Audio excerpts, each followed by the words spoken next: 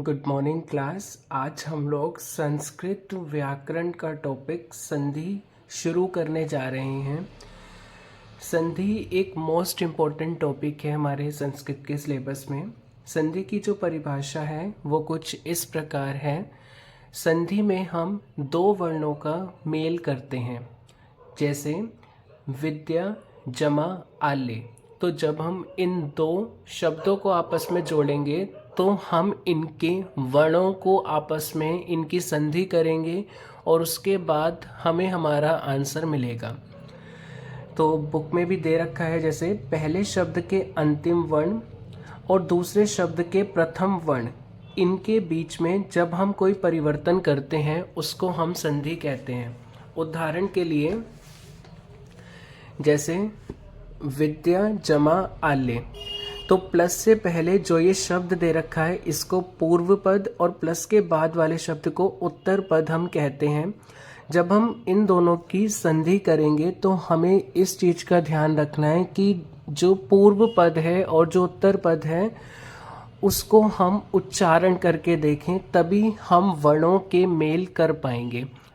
उदाहरण के लिए विद्या, जब आप विद्या शब्द का उच्चारण करेंगे तो बड़ा आ का साउंड आएगा, विद्या बड़ा आ, और प्लस के बाद जो उत्तर पद है उसमें भी बड़ा आ का साउंड आएगा। तो जब आप इन दोनों में बड़ा आ और बड़ा आ में संधि करेंगे, अभी हम नियम को देखेंगे तो आपको और अच्छे से समझ आएगा। तो यहाँ पर इन दोनों वर्णों की आपस में संधि होने के बाद जो आंसर आएगा वो बड़ा आ होगा। तो इसीलिए विद्या का आ और आले का जो आ है ये आपस में वर्णों ने मिलकर बड़ा आ बना लिया और इसीलिए हमारा आंसर विद्यालय हुआ है। ओके, तो चलिए आगे शुरू करते हैं संधि के बारे में। अब जो संधि है इसके तीन भेद होते हैं। पहला स्वर संधि, दूसरा है हमारा व्यंजन संधि और तीसरा है विसर्ग संधि। स्वर संधि जैसे कि नाम से ही पता चल रहा है, इसमें दो स्वर का आपस में मेल होगा और हमें संधि करके आंसर मिलेगा। ओके, तो इसके कुछ निम्नलिखित भाग होते हैं, जिसमें पहला जो इसका भाग है वो है दीर्घ संधि। दीर्घ संधि जो है स्वर संधि का ही एक टाइप होता है, जिसका अर्थ होता है दीर्घ करना अर्थात बड़ा करना। इसमें हम क्या करेंगे, स्वर जो होते हैं हमारे हिंदी वर्णमाला में छोटा आ बड़ा आ, छोटी ई बड़ी ई, छोटा उ बड़ा उ, री से ऋषि, ए औ, ये सारे जो हमारे स्वर होते हैं इनका हम यहाँ पर इस्तेमाल करते हैं और यहाँ पर नियम लगाकर संधि की जाती है। तो पहले हम दीर्घ संधि के नियम को जानते हैं। देखिए, दीर्घ संधि का जो रूल है आपको सिर्फ ये रूल याद करना है, फिर हम कुछ क्वेश्चंस की प्रैक्टिस करेंगे। आपके जो एग्ज़ाम में क्वेश्चन आएगा वो कुछ इस तरह से आएगा कि निम्नलिखित शब्दों की संधि कीजिए अथवा संधि विच्छेद करिए। संधि विच्छेद का मतलब है कि आपको एक शब्द दे रखा होगा, उसे आपको अलग अलग स्प्लिट करके तोड़ के लिखना होगा। ओके, डेफिनेशन कभी नहीं आती आप लोग के एग्ज़ाम में। तो इसका जो नियम है दीर्घ संधि का वो है कि प्लस से पहले अगर हमारा छोटा आ या फिर बड़ा आ हो और प्लस के बाद हमारा छोटा आ या बड़ा आ हो तो हमारा जो आंसर आएगा वो बड़ा आ हो जाएगा। ठीक है, तो दीर्घ संधि का मतलब क्या है, जब हम दीर्घ उत्तर के आंसर देते हैं, दीर्घ मतलब लॉन्ग। ओके, तो यहाँ पर हमें क्या करना है कि जो पूर्व पद है जब हम उसका उच्चारण करेंगे तो लास्ट में आ का साउंड आएगा। प्लस के बाद वाला जो हमारा उत्तर पद है जब हम उसका उच्चारण करेंगे तो उसके शुरुआत में आ आएगा और इन दोनों में जब हम संधि का नियम लगाएंगे तो वो बड़ा आ हो जाएगा, क्योंकि ये दीर्घ संधि है। ठीक है, इसी प्रकार से छोटी ई या बड़ी ई, प्लस के बाद भी सेम छोटी ई या बड़ी ई होगी तो हम क्या करेंगे, बड़ी ई कर देंगे। सेम इसी प्रकार से अगर प्लस से पहले हमारा ऊ होगा और प्लस के बाद भी ऊ होगा, ये छोटे और बड़े दोनों हो सकते हैं, तो हमें बड़ा ऊ ही करना होगा। सेम अगर री से ऋषि है हमारी तो हमें री से ऋषि, बड़ी री से ऋषि करना होगा। चलिए कुछ उदाहरण की हेल्प से इनको सॉल्व करते हैं। देखिए, पहला एग्जाम्पल है ना जमा अन्यत्र। अब आपको इसकी संधि करनी है तो हम सबसे पहले जो पूर्व पद है उसका उच्चारण करके देखेंगे। ना में किसका साउंड आ रहा है? आ का साउंड आ रहा है। प्लस जो हमारा उत्तर पद है उसका जो पहला वर्ण है वो भी क्या है? आ है। तो जब हम यहाँ पे संधि करेंगे ना के आ की, जिसका उच्चारण की आवाज आ रही है, और प्लस के बाद के पहले वर्ण की, यानी उत्तर पद के पहले वर्ण की जो कि आ है, तो इनका क्या हो जाएगा? बड़ा आ हो जाएगा। तो यहाँ पे जो आ है और ये वाला आ मिलकर क्या बना लेंगे? ये हो जाएगा हमारा बड़ा आ। ठीक है, तो आंसर क्या हो जाएगा? ना हमारा ऐसा ही रहेगा। ठीक है, और ये जो आ है ये बड़ा आ हो जाएगा और बाकी का हमारा सेम रहेगा। ओके, तो ये हमारा आंसर होगा। संधि में आगे बढ़ने से पहले आपको इस नियम के बारे में जानना बहुत ज़रूरी है कि जो हमारे स्वर होते हैं वो पूरे होते हैं और जो व्यंजन होते हैं वो आधे होते हैं। अर्थात जब मैंने यहाँ पर संधि करी तो मैंने क्या किया, जैसे ये मेरा ना है, ना के बाद मेरा ये लिखा है अन्यत्र। ओके, तो जब मैंने ना का उच्चारण किया तो ना में आ का साउंड आया, तो जो आ हमें अभी दिख नहीं रहा लेकिन ना के साथ जुड़ा हुआ है वो वाला आ, और जो हमारा उत्तर पद है इसका पहला लेटर जो है आ, इन दोनों की आपस में संधि हुई है और इन्होंने बड़ा आ बनाया है। ओके, अब हमें ध्यान क्या रखना है कि जब यहाँ पर जो ना के साथ आ था अर्थात जो कि स्वर था, जब वो यहाँ से हटेगा तो ये व्यंजन बचेगा ना, और व्यंजन कैसे होते हैं? हमारे आधे होते हैं। तो इसीलिए आधे को दिखाने के लिए हम हलंत का इस्तेमाल करते हैं। इस तरह से हम हलंत लगाएंगे, इसका मतलब ये ना हमारा व्यंजन है जिसके साथ स्वर हट चुका है जिससे। ठीक है, और अब संधि के नियम के अनुसार ये वाला जो आ था और ये वाला आ, ये मिलकर इन्होंने क्या बना लिया? बड़ा आ बना लिया। और बड़ा आ क्या होता है? हमारा स्वर होता है जो कि पूरा होता है। तो जब ये ना को बड़ा आ मिलेगा अर्थात व्यंजन को जब स्वर मिलेगा तो व्यंजन पूरा हो जाएगा। तो ना को जब बड़ा आ मिलेगा तो ये ना इस तरह से हो जाएगा और बाकी का हमारा सेम रहेगा। ठीक है, तो ये हमारा आंसर है। अभी हम और एग्जाम्पल्स करेंगे तो आपको और अच्छे से क्लियर हो जाएगा। अब चलिए ये वाला एग्जाम्पल देखते हैं, जैसे गिरी जमा ईश। ठीक है, तो यहाँ पर जब आप उच्चारण करेंगे गिरी, किसका साउंड आ रहा है? गिरी, ई का साउंड आ रहा है। Very good. और प्लस के बाद भी हमारा क्या है? ई है, तो अर्थात प्लस से पहले भी ई, प्लस के बाद भी ई, और हम कर क्या रहे हैं? दीर्घ संधि कर रहे हैं। तो हम ई को क्या करेंगे? बड़ा ई करेंगे। ठीक है, तो जैसे हम इसे समझे रूल से, तो यहाँ पर हमारा गिरी लिखा है प्लस ईश। ओके, तो जब हम गिरी बोलेंगे तो ई का साउंड आ रहा है, तो ये जो ई है इसको तो रूल में लगना है, इसीलिए मैंने इस ई को यहाँ से हटा दिया। ओके, इसी को मैंने यहाँ से हटा दिया, तो यहाँ पर क्या बचेगा? सिर्फ रा बचेगा।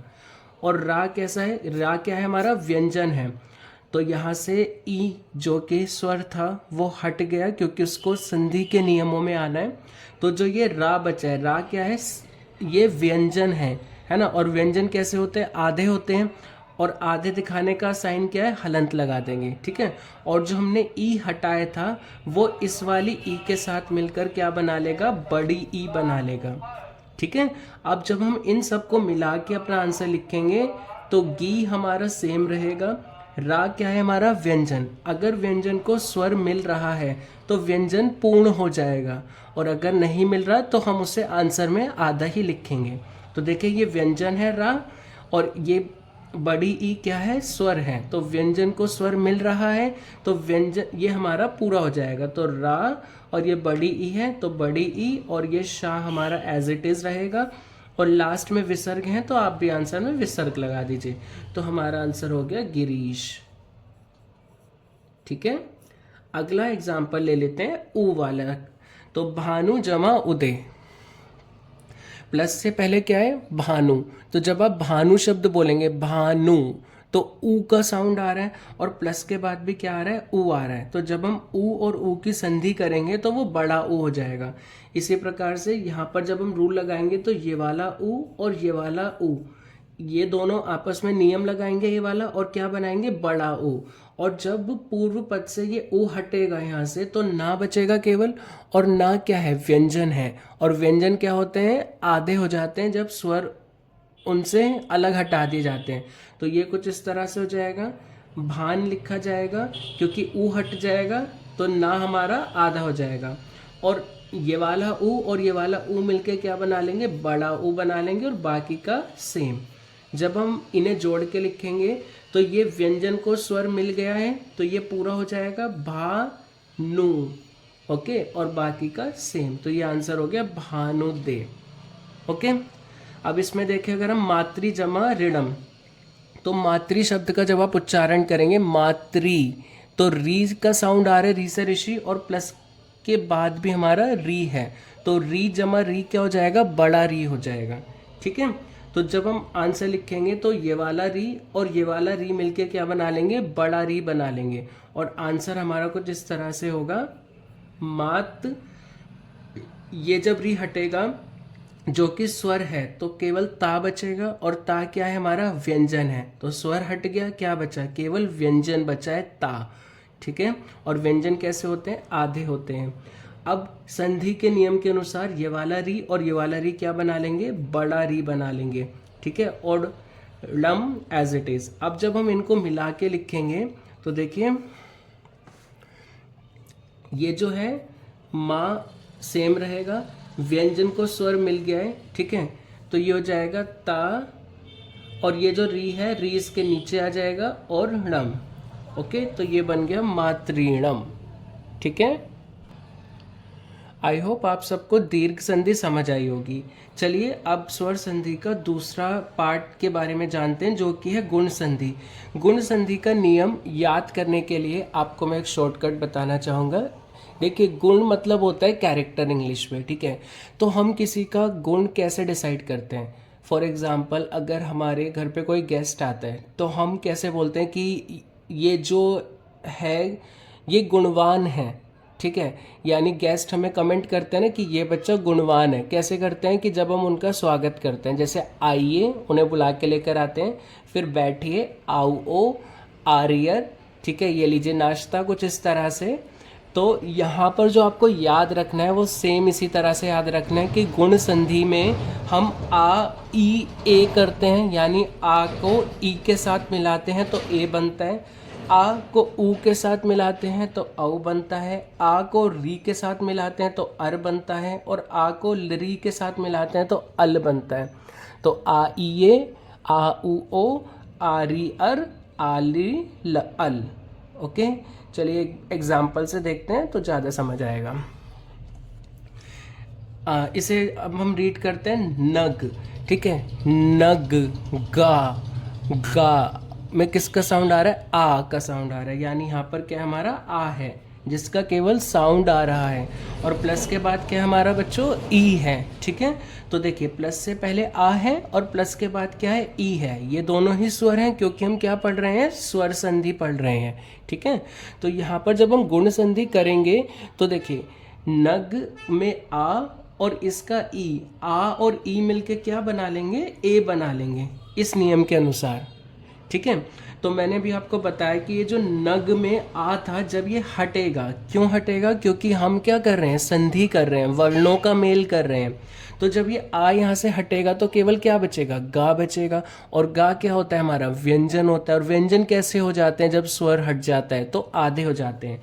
तो जब हम इसे लिखेंगे तो नग और हलंत लगा देंगे क्योंकि गा कैसा हो गया, आधा हो गया, ठीक है। और ये जो आ है और ये जो ई है ये संधि के नियम के अनुसार क्या बना लेंगे, ए बना लेंगे, ठीक है, और बाकी का सेम। अब जब हम इसे मिला के लिखेंगे तो देखिए ना का ना ही रहेगा, ये जो गा है, गा क्या है हमारा, व्यंजन, और ए क्या है, स्वर, तो व्यंजन को स्वर मिल गया तो व्यंजन कैसा हो जाएगा, पूरा हो जाएगा, और ए है ना हमारा स्वर तो ए की मात्रा लग जाएगी, तो ये ए हो गया और बाकी का सेम। तो देखिए आंसर क्या आ गया, नगेंद्र, ठीक है। अगला है एग्जाम्पल राज जमा ऋषि। तो जब आप बोलेंगे राज तो राज में किसका साउंड आ रहा है, आ, ठीक है, राज, जा, आ का साउंड आ रहा है, और प्लस के बाद क्या है, री, तो ये जो आ है और ये री है ये क्या बना लेंगे, अर बना लेंगे, ठीक है। और जब हम अर को इस्तेमाल करते हैं संधि में तो इस तरह से रा की मात्रा लगा देते हैं। ठीक है, तो देखिए यहाँ से जब ये आ हटेगा तो जा बचेगा केवल, और जा क्या है, व्यंजन है। और व्यंजन कैसे होते हैं, आधे होते हैं। जब स्वर हट जाता है, स्वर हट जाएगा तो व्यंजन आधे हो जाएंगे। तो यहाँ पर हमारा बचेगा राज। ठीक है, और ये जो ऋषि है ये री और ये मिलकर क्या बना लेंगे, अर बना लेंगे। ठीक है, तो यहाँ पर हम लिखेंगे जब ऋषि, और जब हम संधि करेंगे तो आ और ई मिलके क्या बना लेंगे, अर बना लेंगे। तो ये हमारा आंसर हो जाएगा राजऋषि। ठीक है, तो समझ आया आपको गुण संधि में क्या करना है, हमें प्लस से पहले हमारा आ, छोटा आ या बड़ा आ हो, और प्लस के बाद अगर ये सब है तो वो इसमें बदल जाते हैं। ठीक है, एक एग्जाम्पल और ले लेते हैं हम लोग।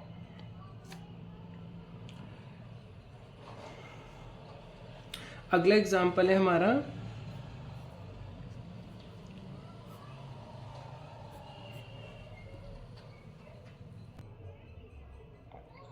चलिए अगली संधि के बारे में जानते हैं, जो कि है वृद्धि संधि। वृद्धि संधि का जो नियम है वो कुछ इस प्रकार है कि प्लस से पहले हमारा छोटा आ या बड़ा आ होना चाहिए, और प्लस के बाद छोटा ए या बड़ा ए होगा तो हम उसकी वृद्धि कर देंगे, अर्थात बड़ा ए कर देंगे। और अगर प्लस के बाद हमारा छोटा औ या बड़ा औ होगा तो उनमें से जो वृद्धि है यानी कि बड़ा औ कर देंगे। अब कुछ बच्चे कंफ्यूज होंगे कि दीर्घ संधि और वृद्धि संधि में डिफरेंस क्या है। तो देखिए दीर्घ संधि जो है इसमें समान स्वर होने चाहिए, यानी जो प्लस से पहले वही प्लस के बाद होना चाहिए। ठीक है, लेकिन यहाँ पर ऐसा नहीं है। वृद्धि संधि में क्या है, प्लस से पहले आपका केवल छोटा आ या बड़ा आ ही होना चाहिए, इसके अलावा कुछ नहीं हो। और प्लस के बाद अगर छोटा ए बड़ा ए है तो उसका वृद्धि होके बड़ा ए हो जाएगा, और अगर छोटा औ बड़ा ओ है तो उसका वृद्धि होके बड़ा औ हो जाएगा। उदाहरण के लिए जैसे 1 जमा 1, तो जब आप इसको उच्चारण करेंगे एक, का में किसका साउंड आ रहा है, का, आ का साउंड आ रहा है। ठीक है, तो यहाँ पर आ का साउंड आ रहा है, और ये जो ए है तो देखिए प्लस से पहले आ रहा है और प्लस के बाद क्या आ रहा है, ए आ रहा है। तो आ और ए मिलके क्या बनाएंगे, बड़ा ए बनाएंगे। ठीक है, तो यहाँ पर सेम रूल लगाते हैं कि जब यहाँ से ये स्वर हटेगा तो व्यंजन बचेगा केवल, और व्यंजन कैसा हो जाएगा, आधा हो जाएगा। ठीक है, और यहाँ पर ये जो ए है, ठीक है, ये वाला ए और इसका जो आ है ये आपस में क्या करेंगे, रूल लगाएंगे, आ जमा ए और क्या बना लेंगे, बड़ा ए बना लेंगे। ठीक है, तो यहाँ पर हो जाएगा हमारा बड़ा ए और का एज इट इज। और जब हम इन सबको जोड़ के लिखेंगे तो ए का क्या है, व्यंजन, व्यंजन को स्वर मिल रहा है ए से डी, तो ये का कैसा हो जाएगा, पूरा हो जाएगा, और ए की मात्रा इस पे चढ़ जाएगी। ओके, बड़ा ए और का एज इट इज, तो आंसर हो जाएगा एकैक। ओके, अगला एग्जाम्पल है सदा जमा एफ। तो सदा में बड़ा आ रहा है, ये वाला बड़ा आ, और ये जो ए है ये नियम के अनुसार आ और ए मिलके क्या बना लेंगे, बड़ा ए बना लेंगे। ठीक है, तो जब ये आ हटेगा तो ये दा बचेगा केवल, और ये कैसा हो जाएगा, आधा हो जाएगा। ठीक है, और ये आ और ए मिलके क्या बना लेंगे, रूल के अकॉर्डिंग बड़ा ए बना लेंगे। और जब हम इन सबको मिला के लिखेंगे तो देखिए सा का सा ही रहेगा, दा व्यंजन को जब ए मिल जाएगा तो ये पूरा हो जाएगा दे, और वाह एज इट इज, तो ये हो गया सदैव। ठीक है, अगला एग्जाम्पल है मत जमा एक क्या। तो जब हम मत का उच्चारण करेंगे, मत, ता में किसका साउंड आ रहा है, आ का साउंड, तो ये वाला जो आ है और ये जो ए है ये आपस में मिलेंगे, आ और ए मिलके क्या बना लेंगे, बड़ा ए बना लेंगे। ठीक है, और जब हम इसको और सॉल्व करेंगे तो देखिए माँ का माँ ही रहेगा, ता में किसका साउंड आ रहा है, आ का साउंड आ रहा है ना। तो ये जो ता में आ का साउंड आ रहा है वो आ, और जो हमारा ये है दूसरा पद इसका ए, आ और ए मिलके क्या बना लेंगे, ए बना लेंगे, यानी बड़ा ए बना लेंगे। ठीक है, तो हमने क्या करा, यहाँ से आ को हटाया यानी कि स्वर को हटाया, केवल ता रह गया, व्यंजन रह गया, और व्यंजन कैसा हो जाएगा, आधा हो जाएगा जब स्वर से हट जाएगा। ठीक है।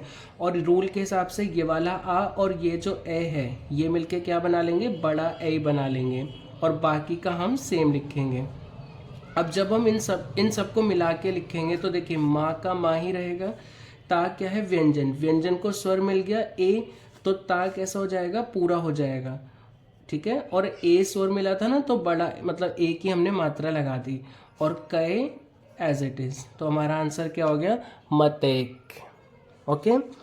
अगला है जैसे परम जमा औषधि, तो जब आप उच्चारण करेंगे परम, ठीक है, तो परम में किसका साउंड आ रहा है, परम, मा, आ का साउंड आ रहा है, तो यहाँ का आ और यहाँ का औ ये आपस में रूल के हिसाब से क्या बना लेंगे, बड़ा औ बना लेंगे, ठीक है।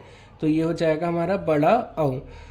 अब देखिए ये जो माँ था, माँ में किसका साउंड आ रहा है, आ का साउंड आ रहा है ना, तो जब वो आ हटेगा रूल के हिसाब से तो केवल माँ बचेगा, और माँ क्या है, हमारा व्यंजन है, तो व्यंजन को कैसे लिखते हैं, हलंत लगा के, क्योंकि वो आधे हो जाते हैं जब स्वर उनसे हटता है, ठीक है।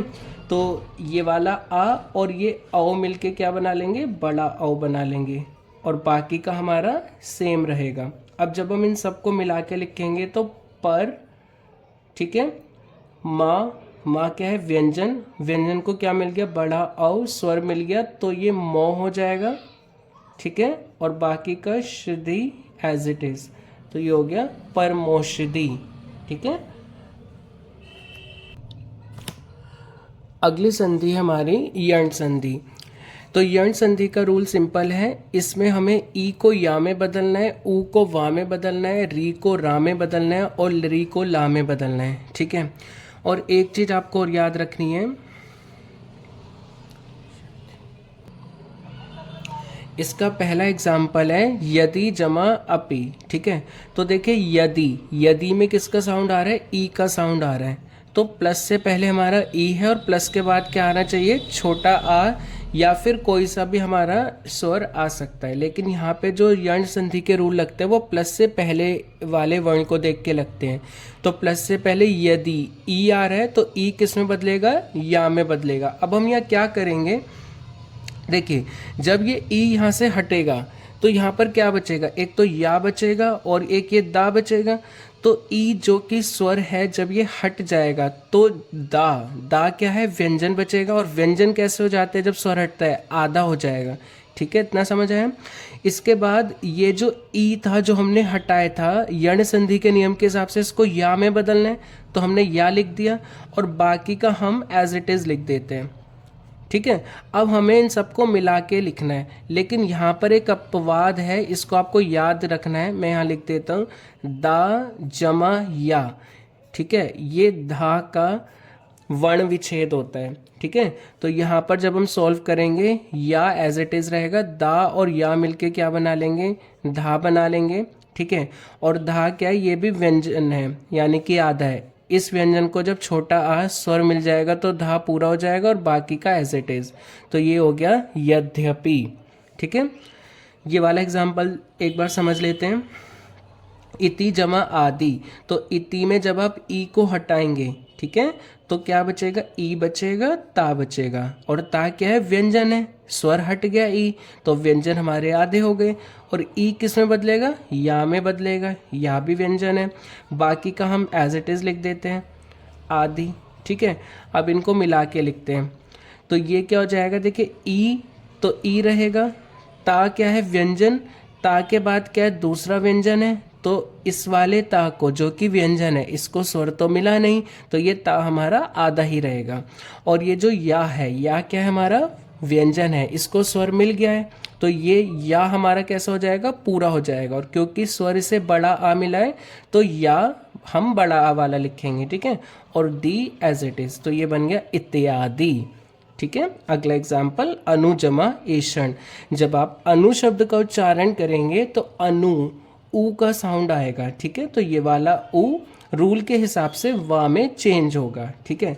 तो जब ये ऊ यहाँ से हटेगा तो क्या क्या बचेगा, एक तो आ बचेगा और एक ना बचेगा, और ना कैसा हो जाएगा, आधा हो जाएगा, क्योंकि ये क्या है, हमारा व्यंजन है, ठीक है। और ये जो ऊ है, ऊ किस में बदल जाएगा, वा में बदल जाएगा, और बाकी का हमारा एज इट इज़ रहेगा। और जब हम इन्हें मिला के लिखेंगे, आ का आ रहेगा, ना के बाद इसको क्या मिल रहा है, वा, ठीक है, ये हमारा वा है। तो ना व्यंजन और वा भी क्या है, व्यंजन। तो ना व्यंजन को स्वर तो मिला नहीं, इसीलिए ना को हम आधा लिखेंगे, ठीक है। और ये जो वा है व्यंजन, इसको छोटा ए मिल गया, यानी कि स्वर मिल गया, तो वा तो हमारा पूरा हो गया, और बाकी का हमारा सेम, ठीक है। तो ये बन गया अन्वेषण। ओके, नेक्स्ट एग्जाम्पल, पितरी जमा आज्ञा। पितरी में री का साउंड आ रहा है, ये वाला री से ऋषि, और इसके बाद आ रहा है, ठीक है। तो ये री किस में चेंज होगा, रा में चेंज हो जाएगा। तो इसको कर लेते हैं एक बार। यहाँ पर ये जो पी है ये एज इट इज़ रहेगा, ता हमारा ऐसा ही रहेगा, क्योंकि जब ये री हट जाएगा, स्वर हट जाएगा, तो केवल ता व्यंजन बचेगा, जो कि आधा हो जाएगा, ठीक है। इसके बाद ये जो री है, री किस में बदलेगा, रूल के हिसाब से रा में बदलेगा, और बाकी का हमारा एज इट इज़ रहेगा, ठीक है। अब जब हम इन सबको मिला के लिखेंगे, एक चीज़ और याद रखनी है आपको कि ता जमा रा जो होता है उसको त्रा कहते हैं, ठीक है। तो देखिए ये जो ता और रा है, ये मिलके क्या बना लेंगे, त्रा बना लेंगे। तो पी हमारा सेम रहेगा, ता और रा मिलके त्रा हो जाएगा, ठीक है। और त्रा क्या है, ये भी व्यंजन है, इस व्यंजन को ये बड़ा आ मिल गया ना, तो ये व्यंजन पूरा हो जाएगा। तो ये पित्राज्ञा, पित्राज्ञा हमारा आंसर हो जाएगा। अयादि संधि। अयादि संधि का रूल बहुत सिंपल है। इसमें जो छोटा ए है उसको आय में बदलना है, बड़ा ए को आय में बदलना है, छोटा औ को अव में बदलना है, और बड़ा औ को आव में बदलना है। जैसे हरे जमा ए, ठीक है। तो प्लस से पहले क्या है हमारा, हरे, ठीक है। तो ये क्या है हमारा, छोटा ए है, सॉरी बड़ा ए है, हरे। तो बड़ा ए किस में चेंज होगा, आय में चेंज होगा। अयादि संधि। अयादि संधि काफ़ी सिंपल है। इसमें जो ए है ये आई में चेंज होगा, बड़ा ए आई में चेंज होगा, औ अव में चेंज होगा, और बड़ा औ आव में चेंज होगा। एग्जाम्पल के लिए हरे जमा ए, तो इसमें जो हरे है ये हमारा छोटा ए है, ठीक है। तो ये जो हमारा छोटा ए है ये किस में चेंज होगा, छोटा ए आई में चेंज होगा, ठीक है। तो यहाँ पर हम क्या करेंगे, इसको हटाएंगे, ये जो है हमारा ए, क्योंकि इसको रूल के हिसाब से किस में चेंज होना है, आई में चेंज होना है। तो जब ये यहाँ से हटेगा, ये हटेगा यहाँ से, तो रा बचेगा, और रा क्या है हमारा, व्यंजन है, तो ये आधा हो जाएगा। अब जब हम इन्हें मिला के लिखेंगे, हा का हा ही रहेगा, रा व्यंजन को आ स्वर मिल गया तो रा पूरा हो गया। इसके बाद या व्यंजन को ए स्वर मिल गया तो या भी पूरा हो गया, और ए है तो इसीलिए ए की मात्रा आ गई, तो ये हो गया हर ये। अगले एग्जाम्पल है नय जमा अनम। तो नय में छोटा ए है, तो ये जो ए है ये किस में चेंज होगा, रूल के हिसाब से आई में चेंज होगा, और ना बचेगा, ना क्या है, व्यंजन, जो कि आधा हो जाएगा। इसके बाद ना को आ जब मिलेगा तो ना पूरा हो जाएगा, या को आ मिलेगा या पूरा हो जाएगा, और नम एज इट इज, ये हो गया नैनम। अगले एग्जाम्पल है पौ जमा अक। तो पौ में बड़ा औ है, तो बड़ा औ किस में चेंज होता है, आव में। तो ये जो औ है, ये वाला औ, ये हमारा किस में चेंज होगा, ये हमारा आव में चेंज हो जाएगा। तो यहाँ केवल पा बचेगा, क्योंकि ये व्यंजन है तो ये आधा हो जाएगा, और बाकी का जो हमारा अक है वो सेम। जब हम मिला के लिखेंगे, पा व्यंजन को जब स्वर मिलेगा तो ये पा हमारा पूरा हो जाएगा, ठीक है, क्योंकि बड़ा आ है इसीलिए बड़ा आ। वा व्यंजन को जब आ स्वर मिलेगा तो वा पूरा हो जाएगा, और का एज इट इज, तो ये हो गया पाव का। अगला एग्जाम्पल है भो जमा अनम। तो ये भो में छोटा औ है, तो ये जो छोटा औ है ये किस में चेंज होगा, अव में चेंज हो जाएगा, ठीक है।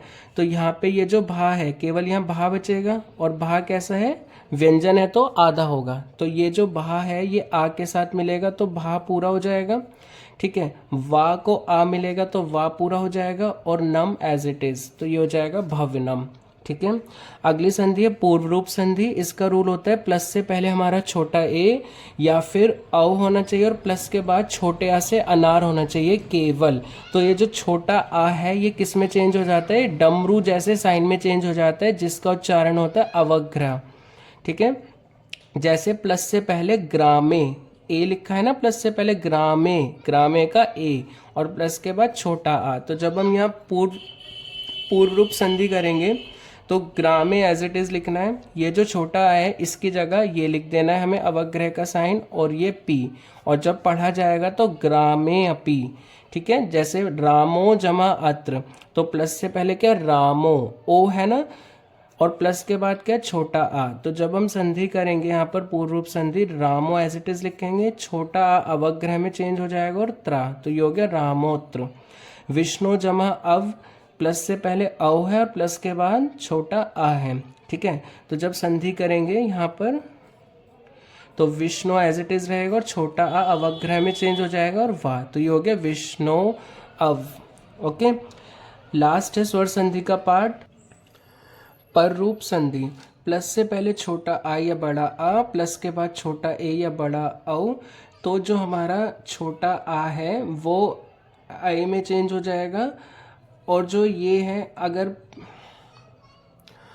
पर रूप संधि, प्लस से पहले छोटा आ या बड़ा आ में से कुछ हो और प्लस के बाद अगर छोटा ए या बड़ा औ हो, तो ये जो है हमारे आ या बड़ा आ, अगर शुरू में जो उत्तर पद हैं उसके ए हैं तो ये ए में बदल जाएगा ये दोनों, और अगर इसके शुरू में ओ है तो ये ओ में चेंज हो जाएंगे। तो इसका एग्जाम्पल कैसे होगा, प्रा जमा एजते, तो प्रा एज इट इज लिखेंगे, ठीक है। और इसके बाद ये जो ए है, ए की मात्रा बन जाएगी और ये एज इट इज, तो ये हो गया प्रेजते, ठीक है।